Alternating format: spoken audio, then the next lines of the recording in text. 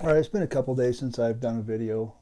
Thought I'd let it rest for a minute because everybody's been watching the news, reading the internet, listening to all these people talking about this case. Well, ever since the affidavit of probable cause released, when the suspect was brought back to Idaho, for those who haven't listened to anything I've said so far, I have the stance of innocent until proven guilty, and I will not justify any suspect's name ever.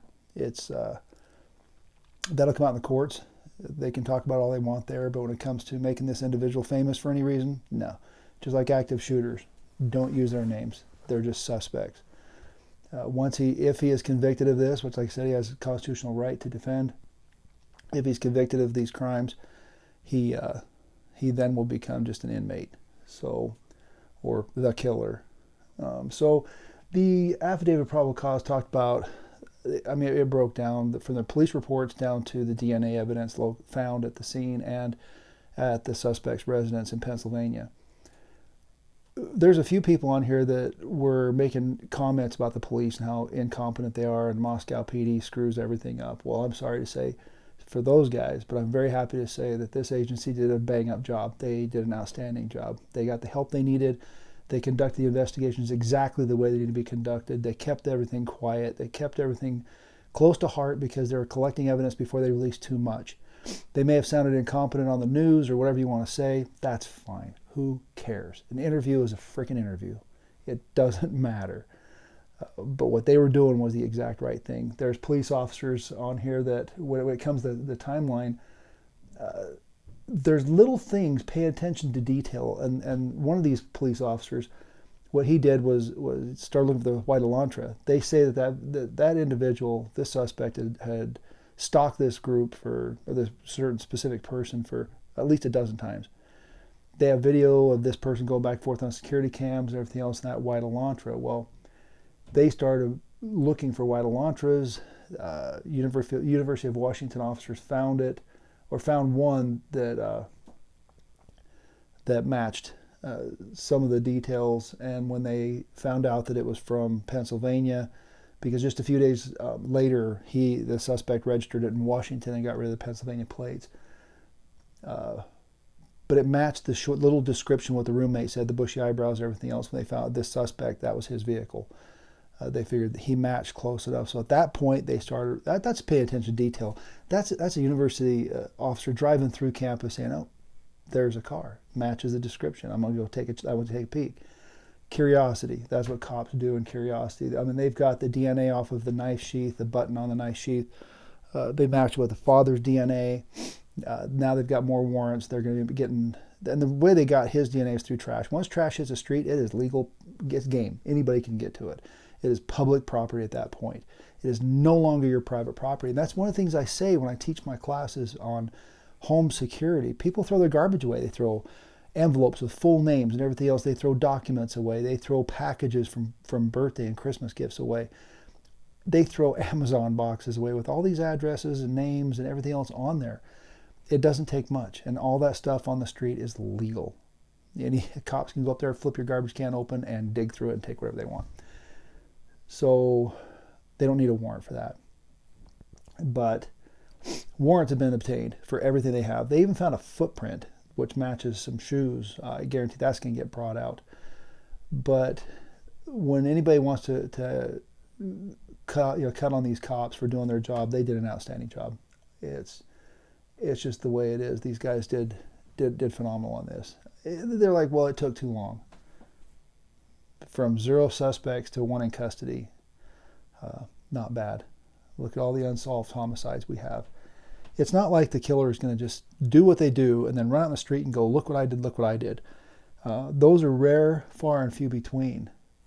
So with that being said, we can move on from the affidavit of probable cause, the evidence collected, because there's going to be a lot more evidence brought out. When they bring the timeline is extremely important because they're going to show where the suspect was, the vehicle, everything else when it comes to security cameras on the streets, when it comes to witness who had seen the individual walking through.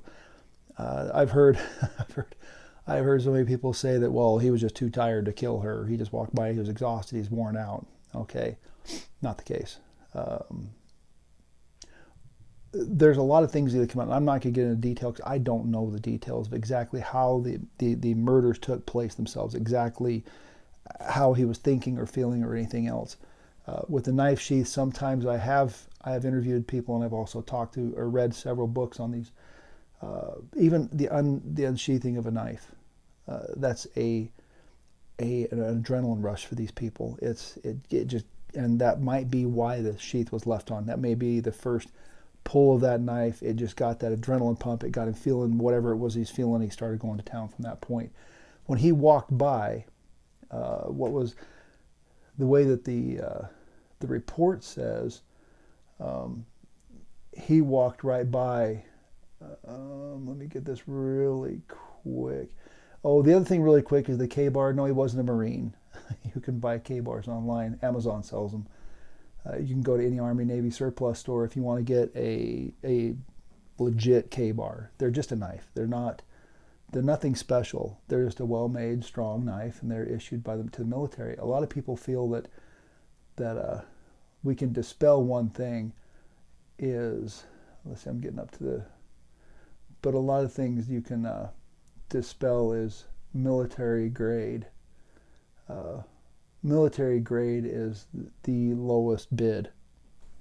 That's what it is. After spending 10 years in military, working with nukes, working with all of our response vehicles and everything else, it's lowest grade, lowest bid. So yeah, the equipment still works, but it's military grade. I've seen civilian stuff that's made a whole lot better. It's just that they didn't get the bid.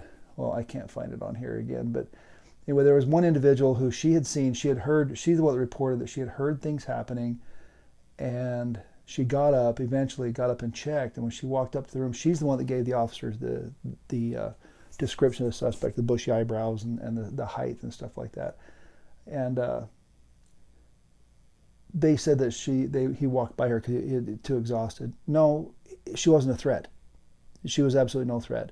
He was beyond startled now. He had gone to that stage where he was no longer, feeling threatened. He had done what he had came to do, and she froze, didn't budge. Now, is that going to save you in an incident? Absolutely not. Don't freeze if something bad's happening around you. You have to respond. You have to protect yourself. But in this incident, when you have somebody who just murdered 4 people in the violent way that he did, it's not that he was exhausted. She was no threat at the time. She just stood there, froze, no threat. If she had been screaming or whatever it is, who knows what could have happened? Who knows what's going through his mind? None of us are mind readers. All we can do is go off of past history of what things are going on. And that was one individual told me, why would he tell us a story? Well, he's going to tell us a story without even speaking. From evidence to him just slipping up or even talking to cellmates. Things will come out. He will say things. But telling us the story, that's what we want to know, because then in the future we're going to be able to understand why. What can we do to prevent this? One person responded on one of my posts about when I made a comment that they're safe and secure in their homes. Well, I'm going to get into this really quick on home security and safety, especially for campus, your college students. When you send your college students off, or you go off to college yourself, and you get to a room, a dorm room, an apartment complex that's ran by the university, or even somebody who's renting places out to college students, first thing you do is you check your door locks. You check, if you have to, how long you're going to be there, change your door locks. How many students have gone through that place? How many students still have a key to the original lock that's there? Change it. And when you leave, put the other lock back on. Keep your own lock, but change the locks. Get your own key. I don't trust anyone. Don't trust a soul unless you know them personally and you know everything about them. I don't trust anyone. So nobody gets a key to my place but me or whoever else is living there. So change the locks. Check your deadbolt, your screws to go to the deadbolt. They're going to be the stock screws that come in those. Go to the hardware store, take a look at your deadbolts. I guarantee you're going to see about an inch to an inch and a half screw that comes with those. You need to take those out and put a 3-inch screw in. If you're going to be living there, for at least the 2 or 3 years, you can actually get one of those plates that are a double plate, and you can put 6 3-inch screws in there. It's going to secure the door a little bit more. It's going to take, I think the Jules hitting it was 8. on a standard door, and you could break it open within 2 kicks. When you put this plate on there with the longer screws in there, believe it took, they did a test on this, took approximately 15 kicks just to open it with 160 joules. So it does work, just a few screws and a chunk of metal. But change the lock, just for your own safety and security at all the doors. If you're living with roommates, you're not quite sure about them, you have a lock on your personal door, get a lock for your personal. If you don't have one already, get one on there and have your own key for it. The other thing is, this is really going to hit home for a few people. If you're going to go out partying, do not get so intoxicated when you go home you pass out. You don't have any clue of what's going on in your residence. If somebody breaks in at that point, you can't get up and fight. You're too intoxicated. Don't do that. Unless you have extremely trustworthy roommates that are going to have your back no matter what happens, and they aren't drinking or whatever they're doing, don't do it. I'm telling you right now, don't do it. If you go out and get so intoxicated you cannot protect yourself, that is a major problem. Now, I'm not saying don't go out and have a good time. I couldn't care less if you drink or whatever you do. If you're in a state that even allows marijuana and you want to smoke some weed and have a good time, I don't care. Just be safe. Just absolutely be safe. If you're going to drink, you have that buddy that's going to watch your back. I've seen guys and girls who said, I got your back, I got your 6, and then it turns out they wander off with somebody else and you're left on your own. Watch what you drink. When you go to parties, don't ever put your drink down. Don't ever let somebody else go fill a drink for you. If a guy or girl's being nice, say, hey, let me fill that drink for you. No, you fill your own drink. You take care of your own stuff. And if it comes out of a keg, you're okay to a point, but if it comes out of a can or bottle, make sure it's secured. Make sure it's not popped open. It's just don't take that chance. It just isn't worth it. That's part of your safety. And when you go out and get so intoxicated, you go home, that is no longer a safe place. You can lock the doors and windows and go in there and go to bed and think you're safe as can be in your own home, but if you can't protect yourself, you're not safe. People can break into any home there is. Alarm systems, if you're intoxicated, you're not going to hear it. If you take medication and sleep heavy, you're not going to hear it. So if you are on medication, you've got to take other precautions for safety and security.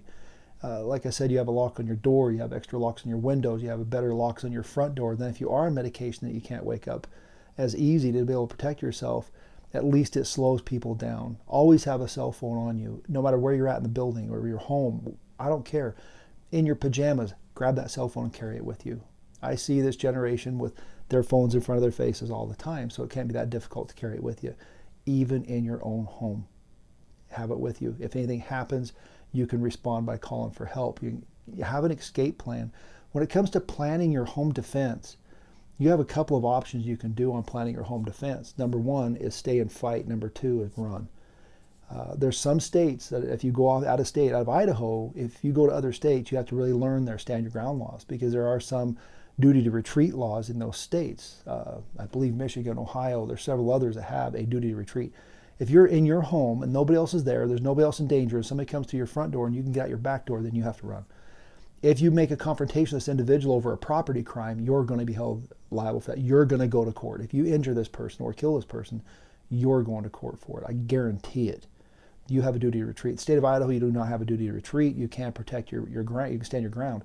Now, you can't defend your property with lethal force.